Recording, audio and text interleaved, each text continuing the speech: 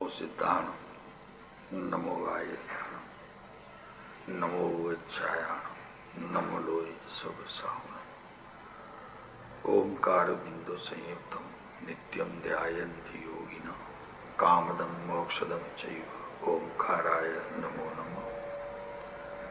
अज्ञान तिमिरान्धान ज्ञानाञ्जन शलाकया चक्षुरुन्मीलितं येन तस्मै श्री गुरुवे नमः। मंगलम भगवान वीरो मंगलम गौतमो गणी मंगलम मुकुंद कुंदार्य जैन दर्भोस्तु मंगलम सर्व मंगल मांगल्य सर्व कल्याण कारणम प्रधान सर्वधर्माण जैनम जयतु शासनम महादेव्याः कुक्षिरत्नम शब्दजीतरवात्मजं श्रीराजचंद्रमुखं वन्दे तत्त्वलोचनदायकं प्रभु ओम सजात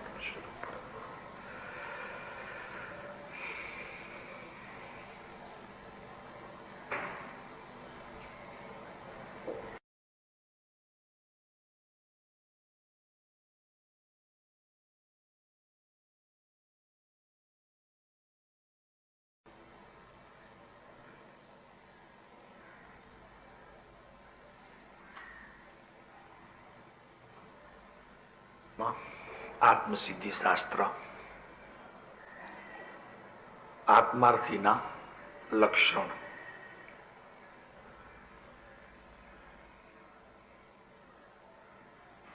ત્યાં સુધી કૃપાળુ દેવે મોક્ષે જવાવાળાની સ્થિતિ શું હોય, એ સાધક કેવી સ્થિતિમાં હોય છે, એ 38મી ગાથામાં અને પછી થોડુંક આગળ જઈએ તો 39 અને 40 અને પછી 41 એ 3-4 ગાથાઓની અંદર કૃપાળુ દેવે વિશેષ વાત કરી અને 42મી ગાથાની અંદર બહુ સ્પષ્ટ રીતે કીધું કે ઉપજે તે સુવિચારણા મોક્ષ માર્ગ સમજાય. આત્માર્થી જીવને આ 42મી ગાથા એમાં એમ કહેવા માંગે છે કે આવી જેને વિચારણા ચાલે છે એને મોક્ષ માર્ગ સમજાઈ જાય છે, અને જે સમજાઈ ગયું તે સમાઈ ગયો. એટલે ત્યાંથી એની શરૂઆત થઈ અને ત્યારથી સત્પુરુષોનો બોધ પણ સટરૂપ નામ કથનથી શરૂઆત થઈ કે આત્મા છે, નિત્ય છે, કર્તા છે, ભોગતા પણ છે, મોક્ષ પણ છે અને મોક્ષનો ઉપાય પણ ત્યારે તેને ખપનું. અત્યારે આપણે માત્ર એનું શ્રવણ કરી જઈએ અને કાં વાંચન કરી જઈએ તો એ કેટલું ઉપયોગી થાય એ આપણે વિચારી લેવાનું. આ 38મી ગાથાથી કરી અને 42મી ગાથા સુધી જે 5 ગાથાઓ છે એ બહુ મહત્વની છે. ત્યારે આપણે વિચારી લેવાનું કે પછી કૃપાળુ દેવે સત નામરૂપી કથન ત્યારે કહ્યું છે. ત્યાં સુધી તો હજી તું સાધક છો કે નહીં, આત્માર્થી છો કે નહીં, મોટું પ્રશ્નાર્થ ત્યાં ઉભો છે. હવે 38મી ગાથા એમાં મુખ્ય કરીને તો હજી નાસ્તિનો બોલ છે. નાસ્તિથી કૃપાળુદેવ એમ કે છે કે કસાયની ઉપશાંતતા માત્ર મોક્ષ અભિલાષ. તો સામાન્ય રીતે અર્થ એવું થઈ જાય કે કસાય સમે પછી જ મોક્ષની અભિલાષા જાગે. વાસ્તવિક એમ નથી. વાસ્તવિક જેને મુક્તિ જોઈએ છે એનો કસાય મંદ પડે ને પડે. જે છૂટવાનો કામી જીવ છે એને કસાયો ન હોય. કસાયો ન હોય કેતા એનું જ્ઞાન હોય પણ પોતાના પરિણામની અંદર એક પણ કસાયનું કાર્ય તે પોતાની પર્યાયને આપતો નથી. જો વાત એમ છે કે કસાયની ઉપશાંતતા માત્ર મોક્ષ અભિલાષ, પછી ભવે ખેદ, ભવનો ખેદ જેને વર્તે, આ પણ એક નાસ્તિનો પ્રકાર છે. ભવના ખેદ કરતા પણ એને મુક્તિની ઈચ્છા છે. પ્રાણી દયા કરતા પોતાના આત્માની એને વિશેષ દયા છે, પણ કથન છે, સમજવા માટે છે, આદરવા માટે તો પોતાનું સ્વતત્વ કે જે જ્ઞાનીઓના હૃદયની અંદર પ્રગટપણે સ્ફુરાયમાન છે, એવું આત્મતત્વ તે જ ખરેખર ધર્માત્મામાં રહેલું છે. અને એનો જે નિવાસ જ્ઞાનીઓ પાસે છે એવું જ નિવાસ મારું બનાવવું છે, આમ એનો નિર્ણય હોય છે. એટલે આમ તો સામાન્ય રીતે આત્મગુણને રોકનાર તો ખરેખર કસાય જ છે. એમ તો કહેવામાં આવે કે આત્માને અત્યારે પ્રગટ વ્યક્ત થવામાં, અનુભૂતિ થવામાં કોણ રોકે છે? તો કે ભાઈ કર્મ જ રોકે છે, કસાયો જ રોકે છે. એ વાત પણ પોતાના જ્ઞાન બળમાં યથાર્થપરે નિર્ણય રૂપે હોવી જોઈએ. વાસ્તવિક ભલે એમ નથી, કેમ કે આત્મા કર્મોથી દબાઈ જાય એમ કેવું એ વ્યવહારનું કથન પણ નથી. નિશ્ચય કથન તો નથી, પણ વ્યવહાર કથન પણ નથી. પણ માત્ર અજ્ઞાની જીવ એમ સમજી બેઠો છે, એટલે એના હિસાબે આ વાત જ્ઞાનીઓ સ્પષ્ટ રીતે કરે છે કે ભાઈ કસાયોના કારણે તું આત્માને બહાર પ્રગટ કરી શકતો નથી. પણ વાસ્તવિક એવું નથી. વાસ્તવિક એનાથી જુદી વાત છે કે કસાયોથી આત્મા દબાય એ તો અજ્ઞાનીનો. જ્ઞાનીને પણ કસાયનો પ્રકાર આવે છે, એની અવસ્થામાં ઉદયરૂપે હોય પણ છે, પણ છતાં એ ઉદયરૂપ ક્રિયા આત્મતત્વને બહાર પ્રગટ થતા રોકી શકતી નથી. જ્યારે અજ્ઞાની જીવ છે એને પોતાના અભિપ્રાયની અંદર અને પરિણામની અંદર આ બંને વસ્તુ પડી છે કે કર્મ ઘટશે, કર્મ હટશે, કર્મ જાશે, પછી જ મને મુક્તિ થશે. અને સામાન્ય કથન પણ છે. પણ જ્યારે ખરેખર જૈન દર્શનની અંદર વિશેષ અભ્યાસ કરીને જો જોવામાં આવે તો કર્મથી આત્મા અટક્યો છે એ વાત બંધ બેસતી નથી. કારણ કે એમ જો માનવામાં આવે તો બધા જ્ઞાનીઓને એ દોષ આવે. કેમ કે જે કોઈ જ્ઞાની થાય છે, ચોથે, પાંચમે, છઠ્ઠે, સાતમે, આઠમે, નવમે, એમને હજી સર્વથા કર્મનો અભાવ નથી થયો, પણ એમના કર્મો પ્રત્યે સદભાવ નથી. સર્વથા અભાવ નથી. જો સર્વથા અભાવ હોય તો વિતરાગ થઈ જાય, પણ હજી વિતરાગતા સર્વાંગે નથી, અંશે વિતરાગતા છે. પણ એ કસાયો ઉદયરૂપ હોવા છતાં જ્ઞાનીને જરા પણ નુકસાન કરતા નથી. કેમ કે એમને અનુભૂતિ છે અને એમને નુકસાન કરતા નથી એવા પ્રકારની એમની અનુભવ વાણીથી સાધક પોતે આ વાતને દ્રઢતરપણે શ્રદ્ધા ગુણમાં એવું તો નિશ્ચય રૂપે મૂકી દે છે કે જો જ્ઞાનીને નહીં તો મને પણ નહીં. અનુભૂતિ વિના એટલું શ્રદ્ધાનું બળ ત્યાં પર્યાયમાં વિકાસ પામે, એને અહીં આ વાત સમજાવવામાં આવે છે. બીજાને નહીં, હજી વાર છે બીજાને. કે જે જીવ આત્મા સંબંધીનો સર્વાંગે જેને જ્ઞાન પણ નથી, કઈ પ્રકારની ક્રિયા હોવી જોઈએ કે જેથી કરીને અભિપ્રાયો જ્ઞાનના બદલતા આત્માની સ્થિતિ પણ આંતરિકપણે બદલે છે અને એનું ફળ સાધકને મળે છે. આ બધી બાબતોથી હજી સાધક દૂર છે. તો એના માટે આ વાત નથી. આત્મસિદ્ધિ બધા માટે નથી. વિચાર કરો તમે કે દેવકરણજીને પણ અવગાવવાની કૃપાળુ દેવે ના પાડી દીધી. એમાં રહસ્ય છે.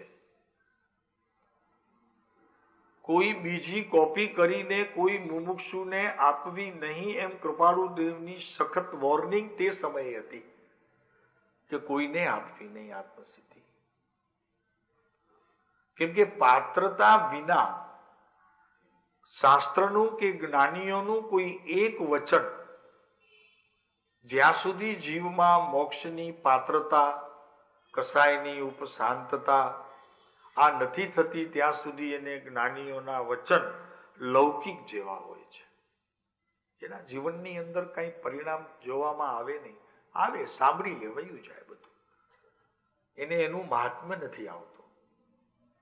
એટલે દેવકરણજી મુનિને ના પાડી, કોપી કરવાની ના પાડી, કોઈને મોકલાવાની નહીં.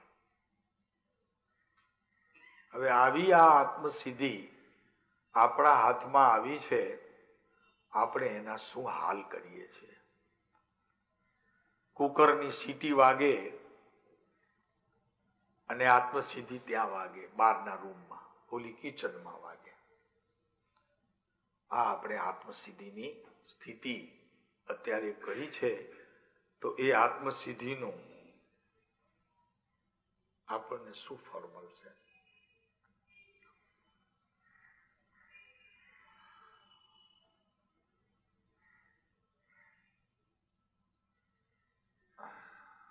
ભારેલો અગ્નિ હોય એ તો દજાડે, એમાં તો સવાલ જ નથી કે એમાં હાથ નાખીએ તો એ તો દજાડે. પણ એની રાખ થઈ ગઈ હોય ને, ભારેલા અગ્નિની રાખ થઈ ગઈ હોય ને, એ દજાડે. પ્રમાણ ઓછું બધું. એમ અહીં આ ભગવાનની કહેલી આત્મસિદ્ધિ આનંદ આપે, ખૂબ આનંદ આપે. પણ એ આનંદ આપવાથી પહેલા, એ મેળવવાથી પહેલા આપણે આપણા આત્મા સુધી પહોંચીને મારી શું સ્થિતિ છે એ પહેલું તપાસવાની જરૂર છે.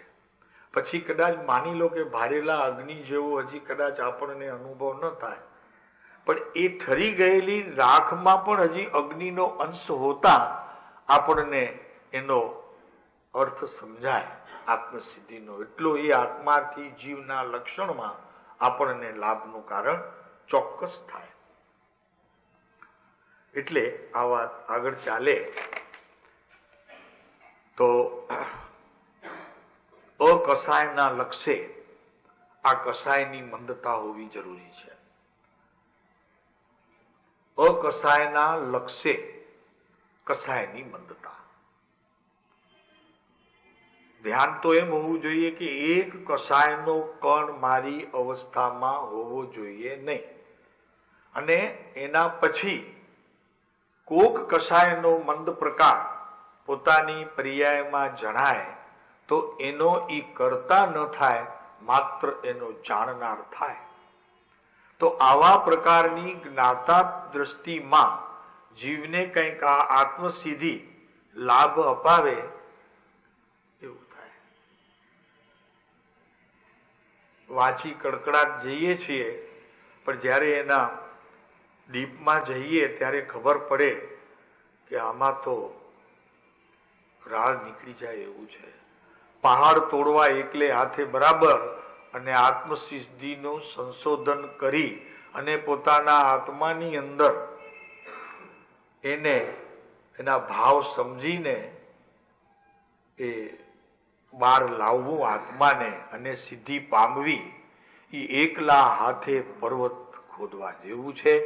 અગર તો કહો કે એકલા હાથે પાતાળ કુવા ખોદવા જેવું કઠણ છે. મહાભાગ્ય છે કે આવું ગુજરાતીમાં ઉત્તમ શાસ્ત્ર આપણને પરમ કૃપાળુ દેવે આ પંચમ કાળની અંદર મોક્ષાર્થી જીવો માટે આ આત્મસિદ્ધિ આપી કે જે જીવ ખરેખર મુક્તિને જ ઈચ્છે છે, બીજી કોઈ ઈચ્છા નથી. આત્માર્થ નિવાસ, મોક્ષ અભિલાષ, માત્ર મોક્ષ અભિલાષ. સંસારમાં તો બીજું કાંઈ નથી જોઈતું. જે મળ્યું છે એમાં પણ છૂટવું છે, એનાથી એ છૂટવું છે. મળ્યું છે એમાંથી એ છૂટવું છે.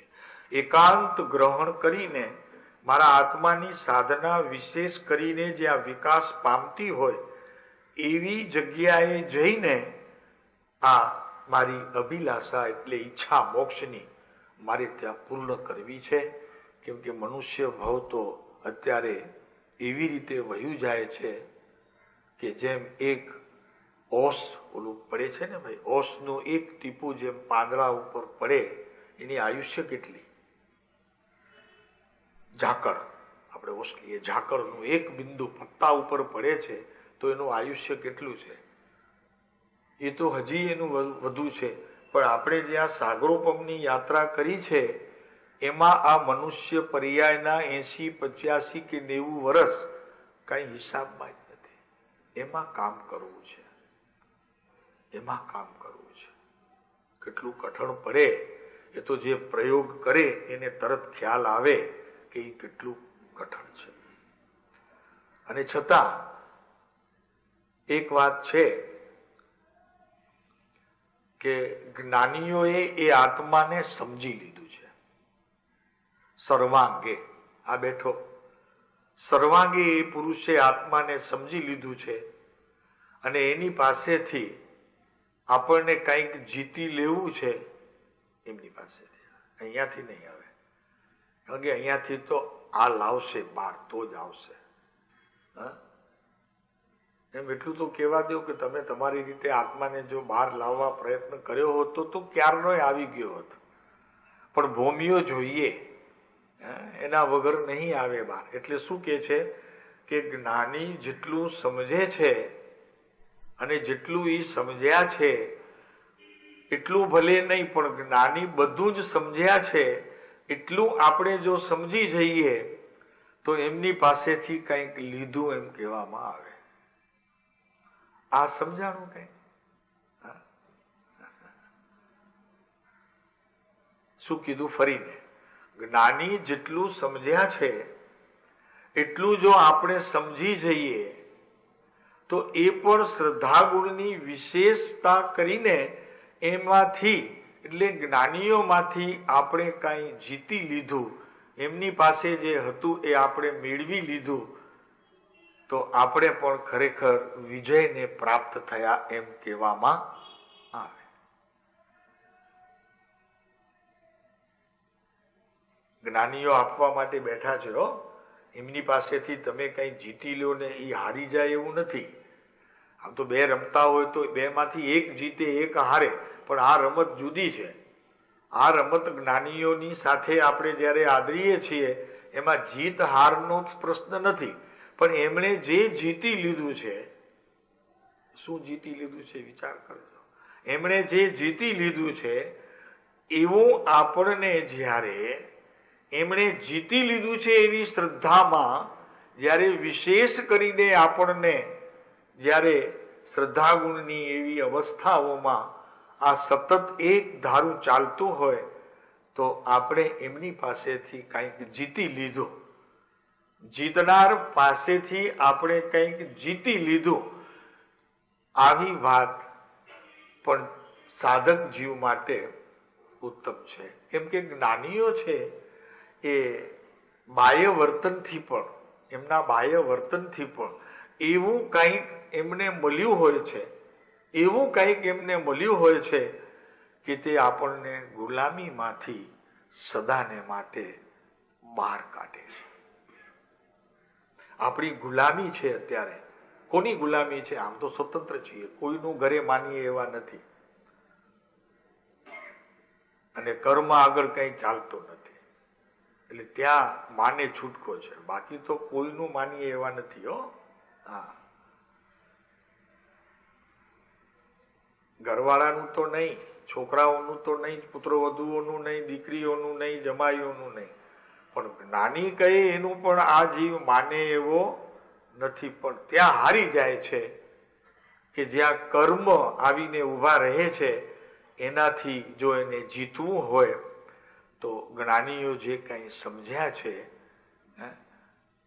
એ આપણને ખરેખર એમની પાસેથી જીતી લેવા જેવું છે. જે ઈ સમજ્યા છે એમને જીતી લેવા જેવું છે, જો જીતવું હોય એમ તો. એટલે આપણને ગુલામીમાંથી આ સદાને માટે આપણને આ પુરુષ બહાર લાવે છે. એ સહેલામાં સહેલો ઉપાય છે, કેમ કે કસાયો ઉપર વિજય મેળવવું એટલું સહેલું નથી એકલા હાથે, કે છે? હા, નથી ને, એટલું સહેલું નથી, બહુ આકરું છે.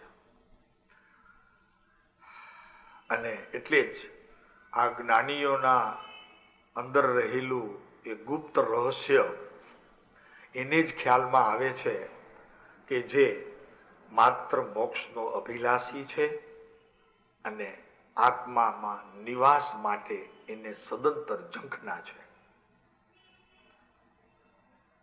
જેને છૂટવું છે, હવે સંસાર ગમતો નથી, એમ એને હજી અંતરમાં સત્પુરુષો પ્રત્યેની શ્રદ્ધાથી આ વાત એકદમ દ્રઢ બેસી ગઈ છે કે નહીં, હવે મારે છૂટવું છે. આત્માર્થ નિવાસ, બસ એક જ વાત છે.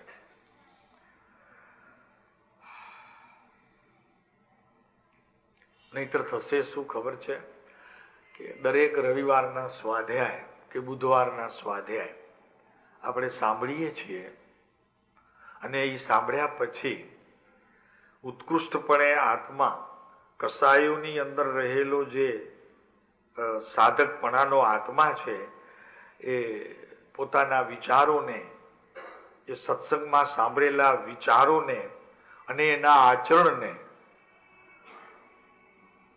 ઉપયોગમાં ન લેતા પોતાના ઘરની અંદર જેમ કબાટમાં બીજી વસ્તુઓ રાખે છે એમ એ જ્ઞાનના સજોપસમમાં આ વસ્તુઓ રાખી મૂકે છે.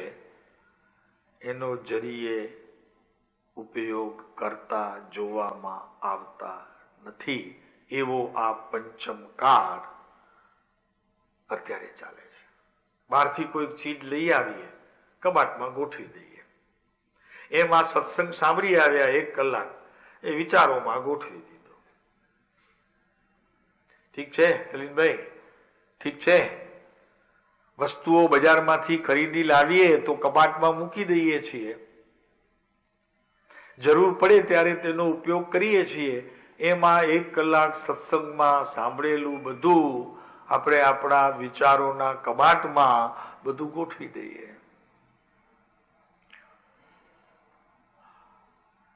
જરૂર પડે ત્યારે એમાંથી કાઢીએ શસ્ત્ર એક. અને જરૂર ક્યારે પડે કે બીજાને જ્યારે કંઈક સમજાવવું હોય, કંઈક મને આવડે છે એવા પ્રકારનું પોતાનું વર્તન બીજાને દેખાડવું હોય, ત્યારે એ કબાટની અંદર રાખેલી વસ્તુ બજારમાંથી લાવ્યા હોઈએ એમ અહીંયા વિચારોની આ કબાટમાંથી કાઢી કરી અને આપણે એને વેચણી કરીએ છીએ, જે તેમ કરવાનું હોતું નથી. અત્યાર સુધી આ જીવે વહ સાધન બાર અનંત કિયો, નવ પૂર્વનું જ્ઞાન પણ એને આ રીતે જ રાખ્યું છે. જરૂર પડી છે ત્યારે પાછો સત્સંગીઓની વચ્ચે પણ આ વિચારો કે જે એને સાચવી રાખ્યા છે એ પોતે તો વાપર્યા નહીં, પણ બીજાને સમજાવવા માટે, કહેવા માટે એને બહાર કાઢ્યા છે. એટલે આત્માર્થ થયો નથી. પછી એ ગમે તે હોય, શાસ્ત્રનું શ્રવણ હોય કે પછી ધ્યાનની કોઈ પ્રક્રિયા હોય, કોઈ ધ્યાનની કોઈ એવી ક્રિયા હોય, આસન હોય કોઈ, તો એ પણ બીજાને બતાડવા માટે, કેમ કે પોતે શીખી આવ્યો છે, કબાટમાં સાચવીને જેમ કપડું રાખ્યું છે તેમાં વિચારોના કબાટમાં મૂકી રાખ્યું છે, જરૂર પડે ત્યારે એને બહાર લાવે. આ વાત સત્ય કહેવામાં અને એમાંથી કોઈક જુદી રીતે પ્રવર્તતો હોય તો વંદન પાત્ર. બાકી મોટે ભાગે જીવો આ જ પ્રકારે અનંત કાળમાં વર્ત્યા છે, પણ જ્ઞાનીઓ પાસેથી જે કંઈ જીતી લેવા જેવું હતું એ એણે હજી જીત્યું નથી. એટલે આ વાત બહુ ખ્યાલ રાખવા જેવી છે. આ કૃપાળુદેવની 38મી ગાથામાં આ વાત આવી રીતે આપણને સમજવી જોઈએ. 39મી ગાથા કે દશાને એવી જ્યાં સુધી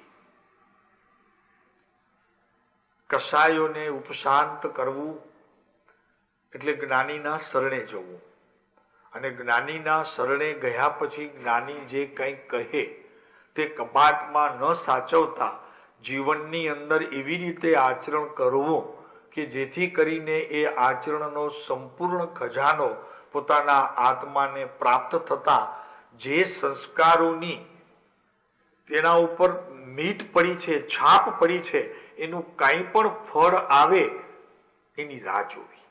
એટલે અહીં વાત આવે છે કે દશા ન એવી જ્યાં સુધી જીવ લહે નહીં જોગ, જ્યાં સુધી આત્માની આ સ્થિતિ નહીં થાય ત્યાં સુધી એવો એને જોગ પણ બાજશે નહીં.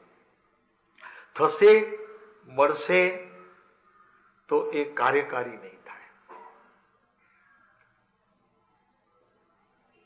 સજીવન મૂર્તિનો આ જીવને અનંતકાળમાં અનંત વાર યોગ થયો છે. તું કેવડીઓની વચ્ચે કોરો રહ્યો છે.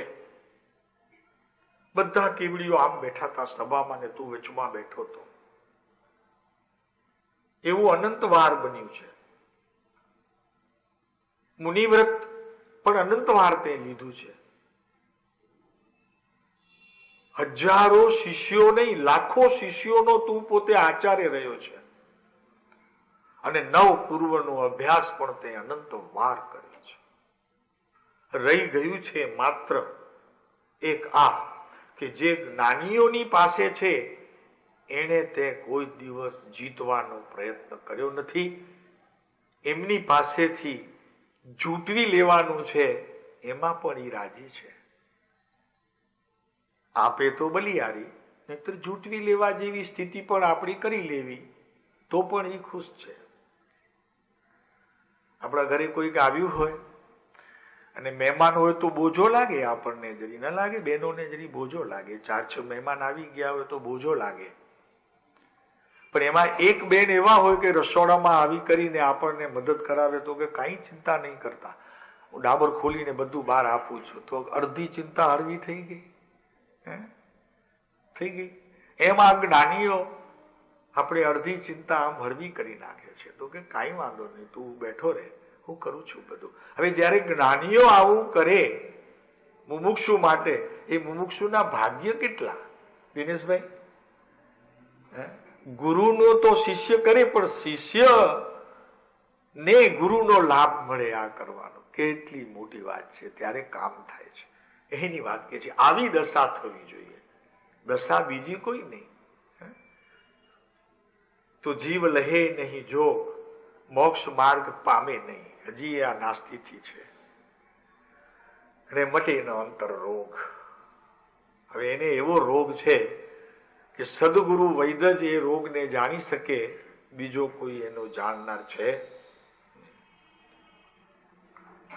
કેમ કે જ્યાં સુધી સતપાત્રતા થતી નથી ત્યાં સુધી મોક્ષ માર્ગની પ્રાપ્તિનો લાભ એને મળતું નથી. એટલે કૃપાળુ દેવે બહુ સરસ વાત એક જગ્યાએ કરી છે વચનામૃતની અંદર કે બંધ દશા તે બંધ જ છે. અહીંયા પર્યાયથી આત્માની સિદ્ધિ કરાવવી છે. આમ તો આત્માના જેટલા ગુણો પોતામાં પ્રગટ શ્રદ્ધારૂપ કે પરિણતિરૂપ થયા હોય એવું જ ખજાનો પર્યાયમાં આવે. પણ અહીં વાત જરી જુદી કરવી છે. અહીંયા તો પર્યાયથી વર્તમાન દ્રવ્યમાં શું છે એ ખ્યાલ કરાવવો છે કે જો તારી પર્યાયમાં કસાય છે તો તે સમયે તારો આત્મા કસાય રૂપ જ છે એમ નક્કી થાય છે. જે સમયે તારા આત્મામાં અનંત પ્રકારની વિચિત્રતાઓ છે તો તે જ સમયે એ અનેકને ધરતો, ભલે એક રહ્યો જ્ઞાન સ્વરૂપે પણ અનેકને ધરતો આત્મા એ અનેક પ્રકારના વિકલ્પોમાં પોતે રમતો છે. આ વાત પંડિતો ના પાડશે તો કે આવું લેવાનું નહીં, આવું લેવાનું નહીં. તો એ કે છે શું લેવાનું? તો કે આત્માને આ કોઈ પણ સ્થિતિ પર્યાયની પહોંચી વળી શકતી નથી એમ લેવાનું. ભાઈ હવે કેટલા એ લોકો આમાં સક્સેસ થશે નથી કહેતા, પણ જ્ઞાની કહે છે કે ભાઈ આ રીત તારા માટે યોગ્ય નથી.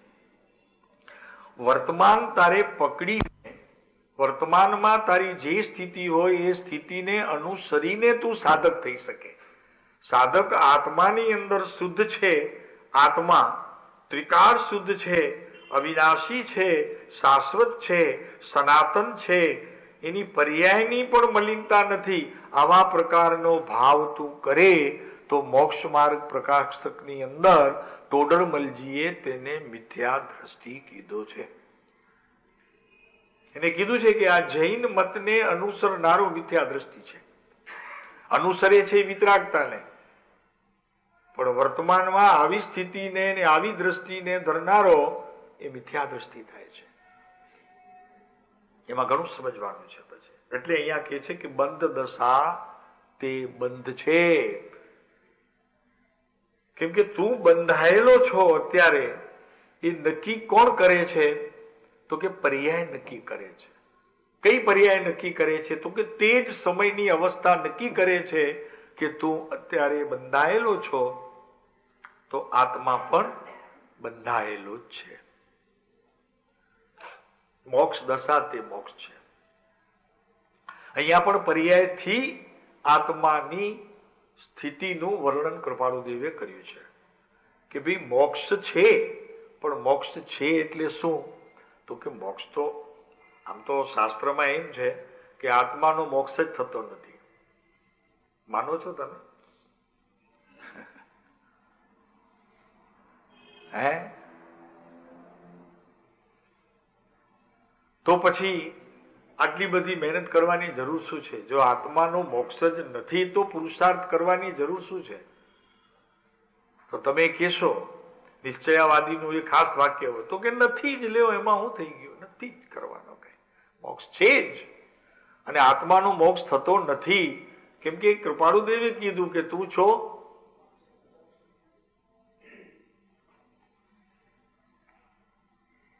તો પુરુષાર્થની મંદતાએ આ વાત સમજે છે. પુરુષાર્થની તેજસ્વીતાએ આ વાતને જો સમજે તો પોતાને ખ્યાલ આવે કે કૃપાળુદેવને જે કહેવું છે કે તું છો મોક્ષ સ્વરૂપ.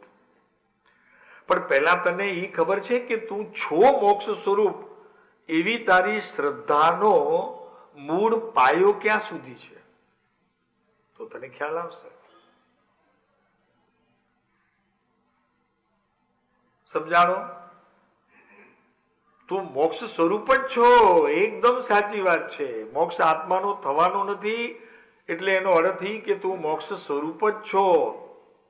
પણ જે છો, જે તું કહે છે કે છું મોક્ષ સ્વરૂપ છું, એ છું નો જે પાયો છે એ ક્યાં સુધી છે? એની નીમ ક્યાં સુધી છે? સમજાય છે જરી? તો તને ખ્યાલ આવશે કે આમાં તો એકે મોક્ષને અનુરૂપ કોઈ મારી કાર્યની સ્થિતિ જ નથી. તો હું ખાલી છું એમ કહું છું, એ તો આંધળી શ્રદ્ધા થઈ. હે? એ તો શ્રદ્ધા આંધળી થઈ મારી. ભગવાન પાસે માંગી લઉં એ શ્રદ્ધા કેવી? પાલિતાણા જઈને આડેસર દાદા પાસે શાંતિ માંગુ એ શ્રદ્ધા કેવી મારી? જરા કેશો અમને, એ શ્રદ્ધા કેવી હોય? એ શ્રદ્ધાને અહીં જ્ઞાનીઓ આંધળી શ્રદ્ધા કહે છે. કેમ કે ભગવાન તને કઈ સુખ આપવાના નથી. સુખ અંતરમાં છે, તારી પાસે. લીધું ને કૃપાળુદેવ? સુખ ક્યાં છે? અંતરમાં છે. બહાર શોધવાથી ભગવાન ક્યાં છે? તારી અંદર કે બહાર? ઋષભદેવ ભગવાન ક્યાં છે? તો એ તો આંધળી શ્રદ્ધા થઈ. મોક્ષની વાત, મોક્ષ છે, તું મોક્ષ સ્વરૂપ છો એવી શ્રદ્ધાની નીમ તારી પાસે ક્યાં સુધી છે? એ તો હજી ઉપર ઉપર છે. એમાં કુપર નહીં ફૂટે. કેમ કે માટીનું મિલાન ન થાય એવું એવા તે ઉપરના સ્તરે તો એ બીજને વાવ્યું છે. એ તો જરી બહાર તડકો આવશે, બીજ સુકાઈ જશે. ક્ષાયિક દશા તે ક્ષાયિક છે. એવી જ રીતે શ્રદ્ધામાં ક્ષાયિક દશા તે જ ખરેખર શ્રાયિક દશા છે. એટલે જે કાંઈ આત્મદ્રવ્યની અંદર છે એ જ ખરેખર પર્યાયમાં બહાર આવે. પર્યાયમાં જે કંઈ હોય એ કંઈ આત્મદ્રવ્યમાં હોય એવું નથી. અને એવું છે પણ, એવું નથી એમ પણ છે, અને એવું છે પણ છેની વાત પેલા નથીથી શરૂ થાય ત્યારે કંઈક આત્મામાં છે એવું નથી દ્વારા નિર્ણય થતા એ છે ને પહોંચી શકે છે. જરી અટપટી વાત છે. કૃપાળુદેવનું 397 નંબરનો પત્ર છે. નથી નો નિર્ણય પછી એ છે સુધી પહોંચી શકે, અને છે નો નિર્ણય એ નથીમાં નકારની સ્થિતિ ઊભી થતા એ બહાર રહે છે, અને અંતરનું સુખ અંતરની સમશ્રેણીમાં કાર્યરૂપ થઈ જાય છે. આ વચનામૃત 108માં એ કાર્યરૂપ થઈ જાય છે. એટલે અહીં ક્ષાયિક દશા તે ક્ષાયિક છે, અન્ય દશા તે અન્ય છે. શ્રવણ તે શ્રવણ છે, કબાટમાં રાખવા જેવું. કેમ ઘણી જગ્યાએ જાય, બધી જગ્યાએથી કાંઈક ને કાંઈક લાવે એટલે પછી મૂકી દે અહીંયા. અને મનન તે મનન છે, મનન તે મનન છે, પરિણામ તે પરિણામ છે, પરિણામ છે તે પરિણામ છે, પ્રાપ્તિ તે પ્રાપ્તિ છે. એટલે અહીંયા પછીની જે વાત કૃપાળુદેવે કહી એ દ્રવ્ય અને પર્યાય એટલે આત્મા અને અવસ્થા એ બંનેને એક જ ભાવમાં સ્થાપી કરી અને વાત કરે છે. આગળની વાત જે હતી એ વાતથી આ વાત જરી જુદી કરી, એમ સત્પુરુષોનો નિર્ણય છે. અને જેનામાં પાત્રતા થઈ હોય એને પ્રભુ મળ્યા વગર રે નહીં. નક્કી વાત છે. એટલે પોતામાં પાત્રતા આવે તો એને સંતો મળે છે, અને એ સંતો મુનિઓના ટોળામાં પણ હોય, સત્સંગીઓના ટોળામાં પણ હોય, અને ઉત્કૃષ્ટ નિમિત્ત પોતે શોધતો હોય એવી પોતાની ઉપાદાનની જે શક્તિ છે એમાંથી પણ નિમિત્તનો જન્મ થઈને એ પોતે પોતામાં પોતાને પોતા માટે પોતા વડે શોધી પણ લે છે.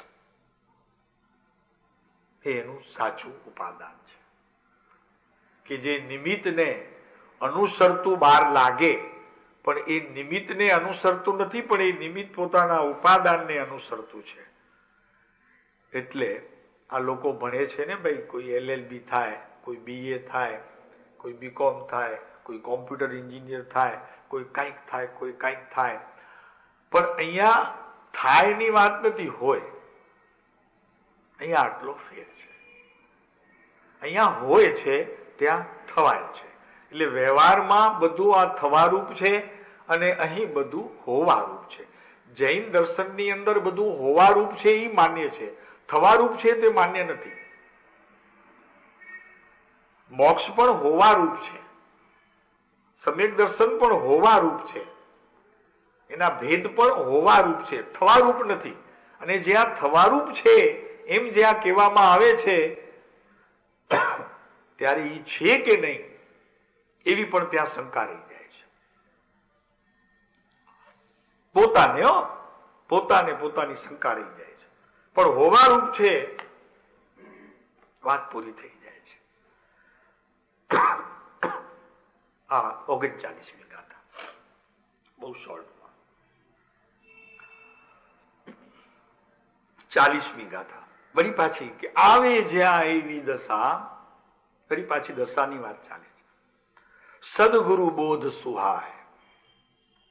અહીંયા પહેલી ગાથા એ સત્પુરુષોના બોધનું શ્રવણ કરી અને સમ્યક દર્શનની પ્રાપ્તિ કરવી છે. કૃપાળુદેવ કહે છે કે હજી 40મી ગાથામાં તો હજી અમે દશાની વાત કરીને જીવોને સ્પષ્ટ ચેતવણી આપીએ છીએ કે જ્યાં સુધી આવી દશા ન થાય ત્યાં સુધી સદગુરુનો બોધ તને સુહાય નામ સુંદર ન લાગે, વરસતું ન લાગે, સુહાય નામ ઉપાસના રૂપ ન લાગે. 40મી ગાથા સુધી હજી ઓહો, હું તો એમ સમજુ કે જે સ્વરૂપ સમજ્યા વિના પામ્યો દુઃખ અનંત, તો હવે હું મારા સ્વરૂપ તરફ પ્રયાણ કરીશ, એને જાણવાનો પ્રયત્ન કરીશ, એટલે હું અનંત દુઃખથી છૂટીશ. પહેલી જ ગાથામાં એને તો ત્યાં મુમુક્ષુને તો એમ થઈ ગયું સાધકને તો કે ચાલો આ પહેલી ગાથા જ બહુ સરસ છે, આપણને આગળ જ નથી જવું. કૃપાળુદેવ 40મી ગાથામાં તો હજી ચેતવણી આપે છે. અને એક જગ્યાએ કૃપાળુદેવ 254 વચનામૃતમાં તો એમ કે છે કે ખરેખર જો જોઈએ તો આ જીવને હજી મુમુક્ષુતા આવી નથી. તો ત્યાં કારણ પણ આપ્યા તો કે ભાઈ કેમ નથી આવી, નક્કી કેમ થાય? તો કે જેને મુમુક્ષુતા આવી હોય તેને નિત્ય પ્રત્યે સંસારનું બળ જે છે તે ઘટ્યા કરે.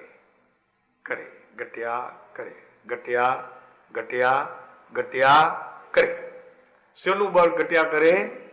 સંસારનું બળ. તો કે હા સાહેબ, સંસારનું બળ તો ઘટે જ છે ને હજી. બરોબર છે આ કે હજી સંસારના બળ વધવાની વાત ચાલે છે. આ બહુ તેજી આવીને રિયલ એસ્ટેટમાં તો હવે શોધે સદગુરુને એમ શોધે પહેલા કોઈક બિલ્ડર્સને અને બુકિંગ કરાવી લે 3200માં 2200માં લાંબે પણ તો કે હજી આમાં તેજીની સ્કોપ છે, હજી આમાં આવશે. હવે 12,000 15,000 માટુંગામાં ભાવ છે, એમાં બહુ તેજી ના આવે. એટલે એની બુદ્ધિ છે ને, એટલે હજી 2,000 2500 3,000 નો માલ મળતો હોય ક્યાં તો બુકિંગ કરાવી લે. એ સંસાર બળ એનું ઘટે કે વધે વિચારી લેવું. આજે 4 લગ્ન છે, એમાં 2માં તો જવા જેવું જ છે. સંસાર બળ ઘટ્યું, મોક્ષની ઈચ્છા થઈ અને આત્માર્થમાં નિવાસ થશે, નહીં થાય પ્રભુ. હજી સંસારનું બળ તો એવું ને એવું ઊભું છે. જરીએ ડગનું હજી જરા મસ નથી થયું, ટસનું મસ નથી થયું. કૃપાળુ કહે છે કે ધન વધે કે ન ઘટે કે વધે એ અનિયત છે. એ તો પુણ્યને આધારે પાપના આધારે છે. પણ સત્પુરુષ મળે તો એનું સંસાર બળ ઘટે જે નક્કી છે. ઓલામાં તો પાપ પુણ્યની વાત છે. એ 3200 વાળા 1200 થઈ જાય, એકાદ બોમ્બ પડે તો દુનિયાના કોઈ ખૂણે વોર આવે તો થયું છે. માણસો ત્યાં આપણે હતા ને ત્યાં ક્યાં બર્મા ને રંગૂનથી ભાગ્યા છે, કરોડોની મિલકત છોડીને તે સમયે ભાગ્યા છે. બિચારા હજી યાદ કરે કે લુગડા 3 શરીર ઉપર હતા, ખાવાનું પણ નિર્વાસિતોની છાવણીમાં લઈને ખાતા હતા. આવી સ્થિતિ થાય છે. પણ એને જીવ પોતાની હોશિયારી માને કે 3200 હતા ને, મેં કીધું કે મેં કસ્યું નહીં ને, એને એમ નથી કીધું 3199 લઈ બુક કર મારું એક. હવે એના પુણ્યમાં હોય તો એ 8,000માં વેચે તો એને કહેવામાં આવે હોશિયારી, પણ ખરેખર હોશિયારી નથી. એ તો તારું પુણ્ય છે. હોશિયારી તો અહીંયા કામ આવે કે નિત્ય પ્રત્યે સંસારનું બળ તારું ઘટ્યું હોય તો આ આત્મસિદ્ધિ કંઈક કાર્યરૂપ થઈ હોય એવું કંઈક આપણને ખ્યાલ આવે કે આત્મસિદ્ધિ ત્યારે કાર્યરૂપ થાય કે જ્યારે સંસારના કાર્યોમાં 8-8 થવા માંડે. 8-8 સમજાય? 8-8 થાય નથી સમજાણું. હજી ઘણાને સમજાણું, બધાને ઘણા સમજાણું. 16 ન થાય, 8-8 થાય. અને ધન વધે કે ઘટે એ અનિયત છે. તો મુમુક્ષુતાના આવા લક્ષણ એના આવવા જોઈએ. સંસાર મોડો પડે, જોવામાં આવે એને. સંસાર મોડો પડે એને ખ્યાલમાં આવે. આ 254 અંદર છે વચનામૃત, કે સંસાર મોડો પડે, એની ભાવના મોડી પડતી જાય. સંસારની ભાવનામાં બિલકુલ રસ ન રહે. જેમ શેરડીનો ઓલો શેરડીને પીલનારો ત્રીજી વખત ને ચોથી વખત પી લે ને તો આપણને દયા આવે કે હવે આને રહેવા દે ભાઈ, અને હું પી લે. એક ટીપું ન નીકળે, પણ હવે એની તો રોજની જે પ્રક્રિયા હોય એમાંથી બહાર કાઢે. આપણને એ શેરડીના દૂચાની દયા આવે કે હવે આ નકામો પી લે છે, આમાં કાંઈ રસ નથી. એમ સત્પુરુષ મળ્યા અને શેરડીમાં કોઈ પીલી નાખે તો એમાંથી એક ટીપું પણ સંસાર તરફનું જોવામાં આવવું જોઈએ નહીં. ત્યારે એમ કહેવામાં આવે કે અમને જે કૃપાળુ દેવ મળ્યા છે, અમને જે પુરુષ મળ્યો છે એ કોઈ ઉત્તમ કોટીનું છે. ત્યારે એને ખરેખર આ વાત સમજાય એમ કહેવામાં આવે. એટલે આ વાત ત્યારે ખરેખર શું થાય? ઉર્ધ્વ દશા થાય, નહીતર તો અધો દશા થાય. એ કૃપાળુ દેવે ત્યાં શબ્દો મૂકે, નહીતર તો અધો દશા થાય. હવે આવે જ્યાં એવી દશા સદગુરુ બોધ સુવાય, ત્યારે તો હજી સદગુરુના બોધને પાત્ર થાય. મહાવીરના બોધને પાત્ર કોણ? તો કે જાજા ઉપવાસ કરે ઈ, 99 યાત્રા કરે ઈ, કે મોટા સંઘ કાઢે ઈ સંઘવી, 10 લાખ 20 લાખ રૂપિયા આપે ઈ, કે મુનિ સંયમના 50 વર્ષ જેને પૂરા થયા હોય એ કોણ? તો ત્યાં તો બધાને ખબર છે, 10 કમાન્ડમેન્ટ ખબર છે ને આપણને. કે મહાવીરના બોધના પાત્રને કોણ? તો પહેલો બોલ લીધો સત્પુરુષના ચરણનો. હા સાહેબ, પહેલા કરું, પાલિતાણે જાઉં તો દાદાને પહેલો તિલક કરું. ચરણ, અરે ઈ ચરણ નહીં, ચરણ. ચરણની વાત જુદી છે, ઈ ચરણ નહીં. આમ તો તું પગે લાગે છે બધાને, કૃપાળુ દેવને લાગે છે, આમાં કેટલી વખત આમ કરે. ઈ ચરણ નહીં. ચરણ એને કહેવાય કે એમણે આચરણ કરેલું એક કથન મારા જીવનની અંદર એવી રીતે વણાઈ ગયું છે કે મને હવે વચનામૃતનું કોઈ એક માત્ર વાક્ય પણ હવે વાંચવાની મને અવઢવ નથી. બધું જ આચરણ રૂપ થઈ ગયું. એનું નામ ચરણ સેવ્યા એમ કહેવામાં આવે. શું ધીરજભાઈ જુઓ, બધું હવે કઈ મને હવે જરૂર જ નથી વચનામૃત વાંચવાની, કોઈ બીજા શાસ્ત્રોની એ જરૂર નથી. જેટલું હતું એટલું બધું એમના આ ચરણમાં મેં અર્પણ એવી રીતે કરી દીધું છે કે એ જેવું કરશે તેવું જ મને હશે, બીજું નહીં હોય. તો સદગુરુ બોધ સુહાય, તે બોધે સુવિચારણા. આ 10 કમાન્ડમેન્ટની વાત તો બધાને ખબર છે. એટલે પહેલો જ બોલ છે સત્પુરુષના ચરણનો ઈચ્છક. ઉપયોગથી એક પર ભરનાર. એકાંત વાસને સાહેબ ચાલે જ નહીં. એકાંતમાં તો રહી જ કેટલી વાર શકું? બહુ તો મને કંટાળો આવે. પછી અડધો કલાક 1 કલાક બેઠો તો હદ થઈ ગઈ, કાંડો થઈ જાઉં. થઈ જાય ને આપણે હર્ષદભાઈ? એકલું રહેવાય કેટલી વાર? એકાંત વાસને વખાણનાર. અહીંયા તો કૃપાળુ દેવે એકાંત પણ કીધું અને એકાંતમાં વાસ કીધો. એકાંતમાં ઈ રહી શકશે કે જેને એકાંત પ્રિય છે, અને એકાંતમાં ઈ રહી શકશે કે જે જૈન દર્શનના અનેકાંતને સમજ્યો છે.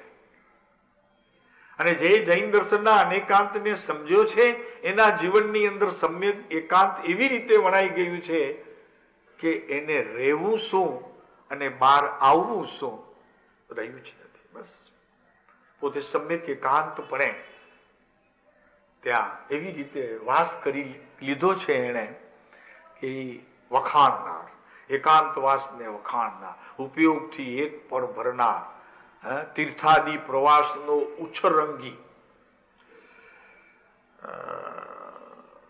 શું હવે પાલિતાણા તો ઘણા વખત જઈએ, નવું સ્થળ લઈ આવો ને, નવું સ્થળ, નવું એક ને એક સ્થળ માટે હવે આપણને તો જઈ આવે, કેટલી વખત જઈ આવે, હવે ત્યાં શું જવું, નવું ક્યાં હોય તો જઈએ. ભાઈ તને ખબર નથી પ્રભુ, જ્ઞાનીઓનું જ્યાં જ્યાં વિચરવું થયું છે, એમના જ્યાં ચરણ પડ્યા છે, એ ભૂમિ છે ને એ ધન્ય થઈ જાય છે. એ તું ભૂમિને, એ ભૂમિને તું સ્પર્શ કરે ને તો પરમાણુને પણ વાણી ફૂટે છે. ને આમે જળ શબ્દ તો જળ જ છે, તો એ ધરતીમાં તું પગ મૂકતા એમાંથી જળ શબ્દ રૂપે જે પરિણમેલા તે સમયની જે પર્યાયો હતી, એ પર્યાયો અત્યારે ઉછાળા મારશે. સૌથી પહેલા તારા ભાવમાં અને તારી ભાવનામાં પ્રવેશ કરશે, અને પછી એ વાણી રૂપે તારી પાસે પરિણમવાના હોય તો પરિણમે, અને ન પરિણમવાના હોય તો એ ભાવ અને ભાવના રૂપે જે કંઈ પરિણમન અંતરમાં રહ્યું છે, થઈ રહ્યું છે, તારું એટલા માટે બસ છે, એટલા માટે તીર્થ છે. ખાવા પીવા માટે નથી. બહુ સરસ સારો હતો, હમણાં લઈ ગયા હતા ને અમે ટ્રાવેલર્સ, બહુ મસ્ત જમવાનું, 20 આઈટમ રોજ બનાવે, સવારના 20, બપોરના 30 અને સાંજના 10, પણ બધું આમ જુઓ તો એકદમ ગરમા ગરમ, બહુ મજા આવે. અને સર્કલ બી સારો હતો અને બસ વાળા બી સારા હતા બધા.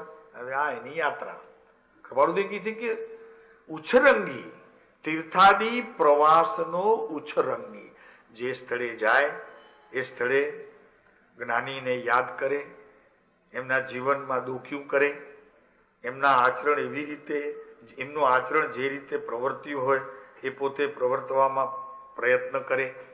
આવું બધું જ્ઞાનીઓની ભૂમિમાં પ્રવેશ કરતા આની સ્મૃતિ થવી જોઈએ.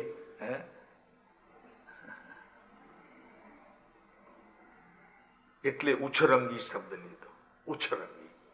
બીજા કયા બોલ? એકાંતવાસને વખાણના, તીર્થાથી પ્રવાસનો ઉચ્છરંગી, સદૈવ સૂક્ષ્મ. ઓહો, આ તો વાત ઘણી આકરી, ઘણી આકરી આવે. હા વિનોદભાઈ, ઘણી આકરી વાત આવે. સદૈવ સૂક્ષ્મ બોધનો અભિલાષી. ઓહો, ગજબ કરી નાખ્યું એમાં. એક બોલમાં તો કૃપાળુ દેવે ગજબ કરી નાખ્યું. આ જીવને ઉપરથી જૈન દર્શનને સમજવાની વિધિએ ખરેખર પરિણમવાનું જ નથી. સૂક્ષ્મ બોધ, કે જે બોધ આત્મા સુધી સ્પર્શ કરીને પર્યાયને સ્પર્શ કરે, આત્માને સ્પર્શ કરીને પર્યાયને સ્પર્શ કરે, એટલે સાઈ આત્માની અને કલમ પોતાના હાથમાં, એનાથી જે લખાય તે પર્યાય. સદૈવ સૂક્ષ્મ બોધનો અભિલાષી. બહુ સુંદર વાત છે. તો તે બોધે સુવિચારણા, આવો જે બોધ, એનાથી પોતાના જ્ઞાનની મસ્તી, એક મસ્તી પોતાના જ્ઞાનની એમાંથી બહાર આવે છે, એમાંથી વિચારણા પ્રગટે છે. અને એ વિચારણા શું ફળ આપે છે? તો કે સુખદાય, સુખદાય. એ ખરેખર સાચા સુખને પ્રાપ્ત કરવાની છે. ખરેખર ક્યારેક ક્યારેક એવું થાય કે આવું કોણ કરી શકતું હશે આ કાળમાં? કોણ કરી શકતું હશે? તો કે કરી શકે છે. સત્પુરુષોની વાણી જ્યાં સુધી આ સૃષ્ટિ પર જીવંત છે, ત્યાં સુધી આવું ને આવું હજી આવ્યા કરશે, ચાલ્યા કરશે. સત્પુરુષો જીવંત રહ્યા કરશે, એમનું જીવન જીવંત રહેશે, પોતે પણ જીવંત રહેશે. એટલે ઘણી વખત એમ થાય કે આ દશાની વાતની કૃપાળુ દેવે આ 4 ગાથાઓની અંદર એવું શું મૂક્યું છે? તો કે આ સભાની અંદર પણ નહીં, દરેક સભાઓની અંદર એવા મુમુક્ષુઓ હોય છે જેનાથી આ જ્ઞાનીઓની વાણી જીવંત રહે છે. એ ઇન્દ્રિયોથી ગ્રહણ નથી કરતા, અત્યારે આ કાનથી શ્રવણ કરનારા ઘણા, પણ કાનની બાજુમાં, એની આજુબાજુમાંથી શ્રવણ કરી અને પોતાના આત્મા સુધી એ વાતને પહોંચાડનારા પણ આ કાળમાં હોય છે, કે જે માત્ર ઇન્દ્રિયોનો વિષય નહીં, અતિન્દ્રિય જ્ઞાનનો વિષય, એટલે કાનની આગળ પાછળ એવી એક ખરેખર વસ્તુ છે કે જે વસ્તુઓથી એ શ્રવણ થાય છે અને એ સીધો માલ આત્માને પહોંચે છે.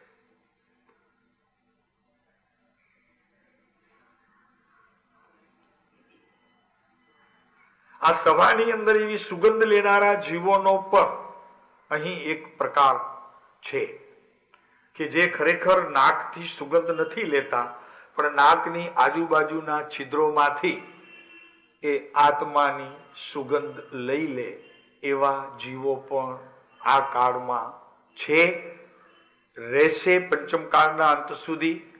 અને એટલા જ માટે ત્યાં સુધી આ જ્ઞાનીઓનું જીવન, કવન, એમની વાણી, એમના વચનો બધું રહેશે.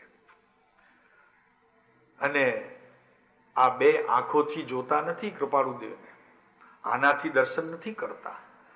એક ત્રીજું નેત્ર છે કે જે બે આંખની વચમાં છે, જેને ત્રિલોચન કહેવામાં આવે છે.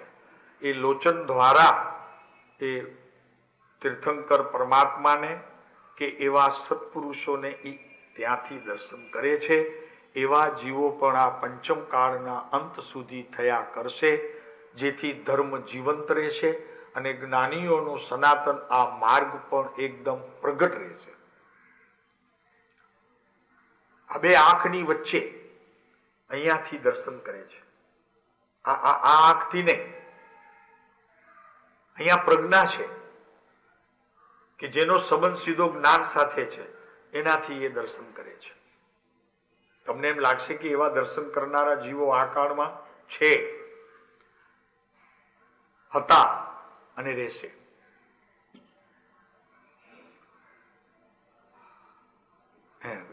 કોઈ દિવસ પ્રયત્ન તો કરજો. એ આખી ધ્વનિ છે ને, એ આખી કોઈ જુદી આવશે. કાનમાંથી તમને જે અત્યારે સંભળાય છે એ જ્ઞાનીના વચનો, પણ જયારે એની આજુબાજુ જયારે એની ધ્વનિનો અવાજ તમારા જયારે હૃદય ઉપર પહોંચશે, ત્યારે શબ્દો નહીં હોય, માત્ર ધ્વનિ હશે. અત્યારે શબ્દો કાને પડે છે, પછી ધ્વનિ કાને પડશે. હમણાં સાંભળવું હોય તો હમણાં સંભળાશે. કાનમાં હાથ નાખો, એ ધ્વનિ સંભળાશે તમને. તો એ સત્પુરુષોના વચનોની ધ્વનિ પણ શબ્દો રૂપે નહીં, એક અક્ષરે એ સંભળાશે બરોબર. એવો ધ્વનિ ત્યાં સંભળાય છે. ને તમે કોઈકને સમજાવો છો તો શબ્દો બોલો છો, જીભ ચાલે છે, હોઠ ચાલે છે, તાળવું ચાલે છે, દાંતનો ઉપયોગ પણ થાય છે. પણ એક એવા શબ્દો જ્ઞાનીના મુખેથી આવે છે કે કોઈનો પણ આ કોઈ પણ પ્રકારનો ઉપયોગ કર્યા વિના એવો એક વર્તુળ રચાય છે એ દેહ, અને એમાં પણ ખાસ ઉપરની આ શીશ ઉપર એવો એક વર્તુળ રચાય છે કે જેનાથી મૌન સધાઈ જાય છે અને એમાંથી જે કંઈ સંભળાય છે એ અલૌકિક હોય છે. એ હોઠ દ્વારા કહેવાતા શબ્દો નહીં, પણ એ કોઈ જુદી જ ભાષા છે. અને એ ભાષા માત્ર સાધક જીવો, દશાવાન જીવો, વિચારણાવાન જીવો, સત્પુરુષોનો બોધ જેને સુહાયો એવા જીવો આ બધી વાતોને માણે છે. આ એકાંત મૌન છે. મૌન બે પ્રકારના હોય છે. એક મૌન વાણીએ મૌન હોય છે, એક મૌન એકાંત મૌન હોય છે, જેમાં વિચારોની પણ સ્ફુરણા આવતી નથી, વિચાર પણ ઉત્પન્ન થતો નથી. એવું એક મૌન છે. અને એ મૌનને ધરનારા આ પંચમ કાળના અંત સુધી એવા સાધકો આવ્યા કરશે અને જ્ઞાનીઓના વચનોને વિશ્વના સ્તર ઉપર પ્રગટ પોતે અનુભવ કરીને બીજાને એ પ્રતીક રૂપે રહી જશે. આપણને એમ લાગે છે કે આ બધું અત્યારે ચાલે છે જૈન દર્શનની અંદર, એનાથી જૈન દર્શન ટકી રહ્યું છે, તો બહુ ભૂલો છો. એ તો આખું જગત ક્રિયામાં પડ્યું છે, એમ જૈનો પણ અત્યારે ક્રિયામાં પડ્યા છે, યાત્રામાં પડ્યા છે, દાનમાં પડ્યા છે, હા બધું પડ્યું છે. પણ એ બધું પડ્યું છે, વાસ્તવિકપણે એમાંથી કઈ ધર્મનો એક અંશ પણ, એક ધ્વનિ પણ ઉઠે એવું નથી. બીજી વાત તો જવા દઈએ પ્રભુ, એક ધ્વનિ પણ, એમાં એક રણકાર એવો ધર્મનો આવશે નહીં. ધર્મનો જેને રણકાર સાંભળવું હોય, આવું મધુર એકાંત પોતે માણી શકે છે. એટલે મૌન પણ બે પ્રકારના.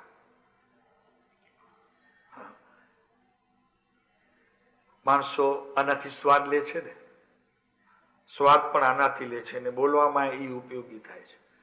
જયારે એક પ્રક્રિયા એવી છે, આ દશાની વાત ચાલે છે, તો એ દશાએ પહોંચેલા, નામ નથી લેતા, કૃપાળુદેવના સમયની અંદર કૃપાળુદેવની સમકક્ષ આવેલા એવા જીવો હતા કે જે જીભથી રસાસ્વાદ નહોતા લેતા, વાણીમાં હોઠનો ઉપયોગ નહોતા કરતા, શ્રવણમાં કાનનો ઉપયોગ નહોતા કરતા, સુગંધમાં નાકનો ઉપયોગ નહોતા કરતા, જોવામાં ચક્ષુનો ઉપયોગ નહોતા કરતા. આપને બધાને ખબર છે, શું નામ લઈએ હવે, કેવા હતા જીવો. અહીંયાથી જીભનો જે સ્વાદ આવે છે ને, એ તો ક્યારેક નથી ગમતું એવું પણ આવે છે. બહુ સારું હોય તો પણ આપણને ક્યારેક નથી અનુકૂળ આવતું અને મજા નથી આવતી. બધા કે સારું છે, આપણે ના પાડી દઈએ, પણ એ સ્વાદ એવો છે, એ જે સ્વાદ છે એ એવો સ્વાદ છે કે જીભના તળિયેથી એની ઉત્પત્તિ થાય છે, અને કોઈ પણ વસ્તુ વિના એ સ્વાદ માણી શકાય છે. અને જ્ઞાનીઓ એના અધિકારી છે.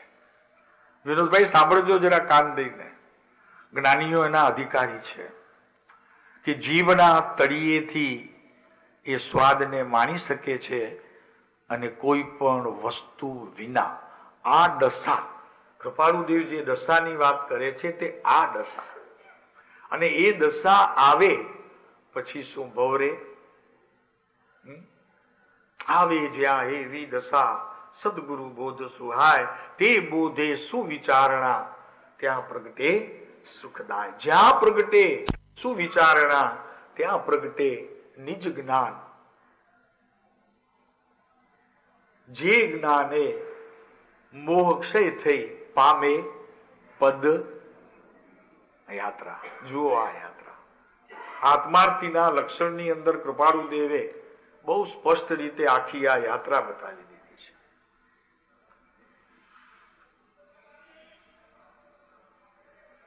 શરીરમાં થતા પ્રત્યેક રોગનો પણ એક ધ્વનિ હોય છે, એ બોધ સુહાય, એ સદગુરુ બોધ સુહાય.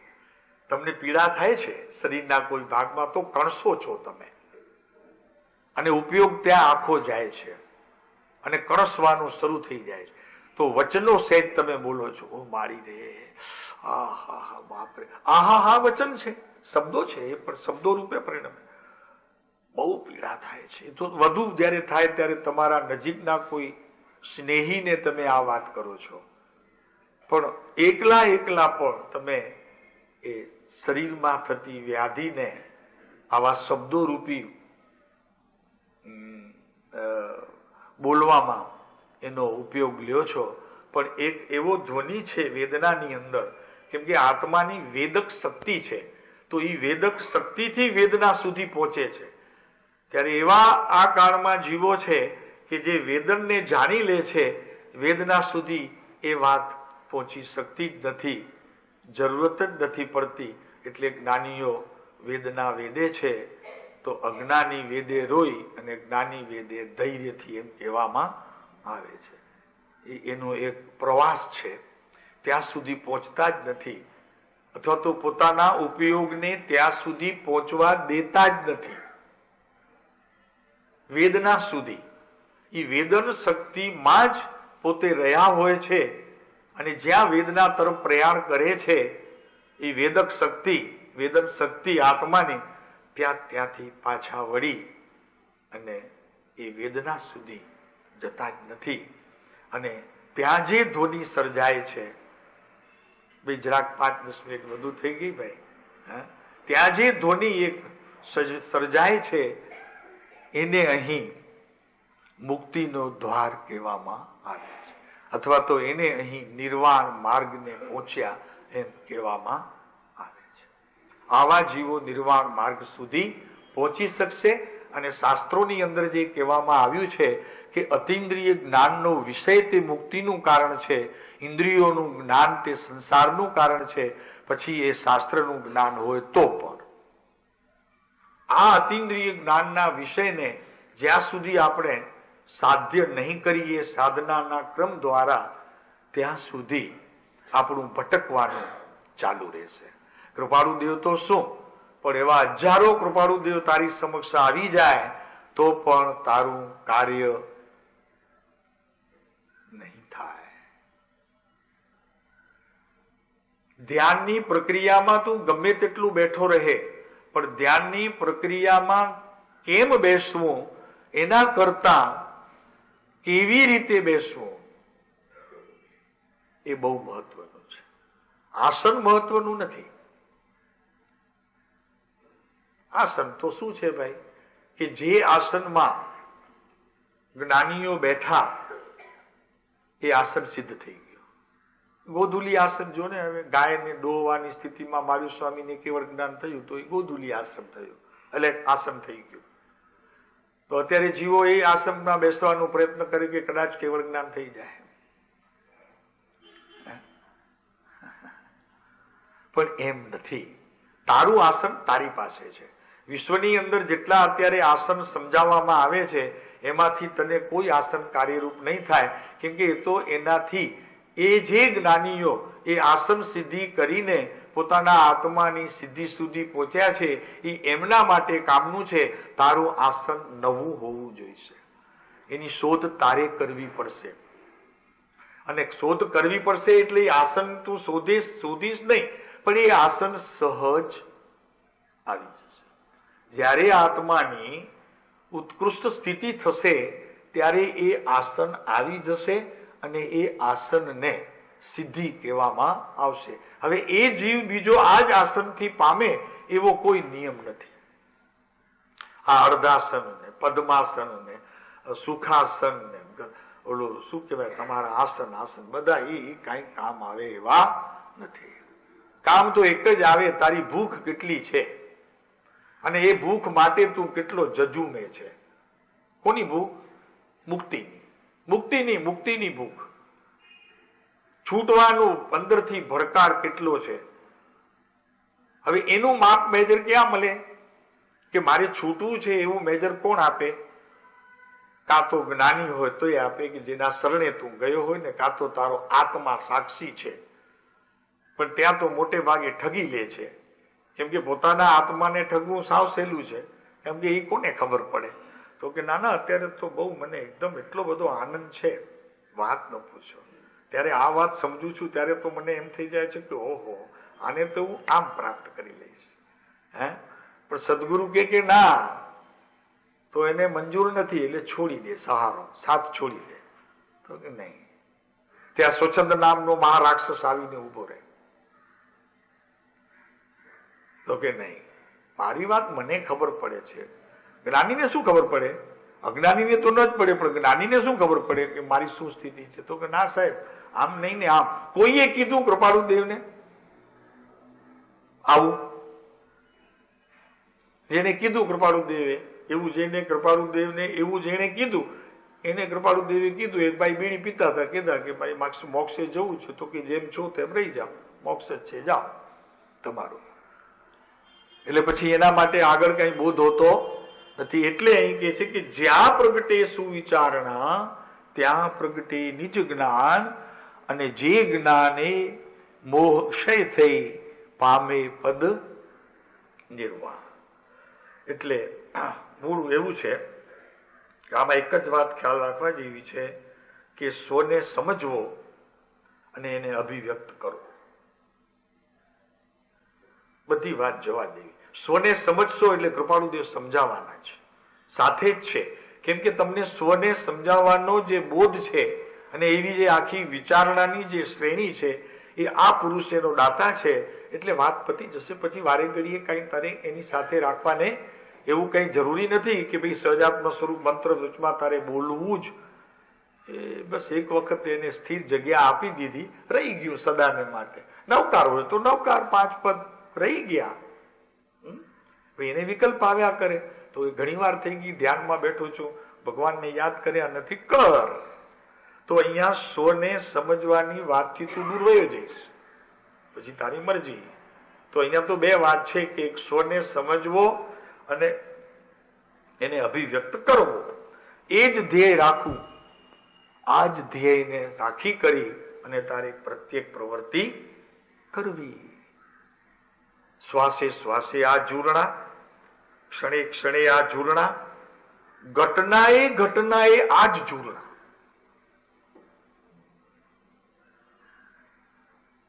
હાલો, આમાં કઈ એવું ના આવ્યું ક્યાંક કે જાજા ઉપવાસ કરીએ તો જાજો લાભ, જાજી યાત્રા કરીએ તો જાજો લાભ, લાખનું દાન આપીએ એમ કરતા કરોડનું દાન આપીએ તો જાજો લાભ. ક્યાંય આમાં આવ્યું નહીં.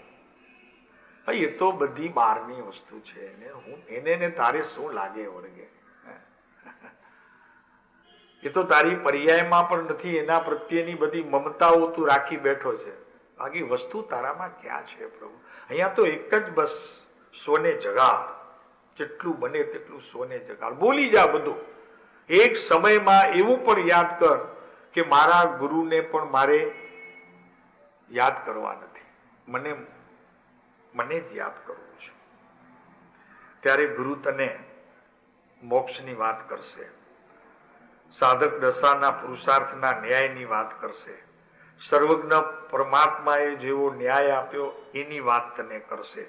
અને મહાવીર ક્ષેત્રની જ્યાં અત્યારે 20 તીર્થંકર વિચરી રહ્યા છે એની વાતો તારા કાને જ્ઞાનીઓ ત્યારે મૂકશે કે જ્યારે આવો તો રાગ રહિત, શુભ ભાવથી પણ રહિત, પુણ્યાદી પ્રવૃત્તિથી પણ રહિત થઈને તું તારા જ્ઞાન સ્વરૂપમાં ઠરવાનો પ્રયત્નશીલ થયો તો બધા પડખા તારા સમ છે. તારો કોઈ વાળ વાંકો કરી શકે એમ નથી. આવી સ્થિતિ આ આત્મસિદ્ધિની 40મી ગાથા 41મી ગાથા સુધી થયા કરે છે. હવે જે વાત આવે છે એ 42મી ગાથામાં બહુ સુંદર છે. ઉપજે તે સુવિચારણા, મોક્ષ માર્ગ સમજાય, ગુરુ શિષ્ય સંવાદથી ભાખું ષટપદ આય.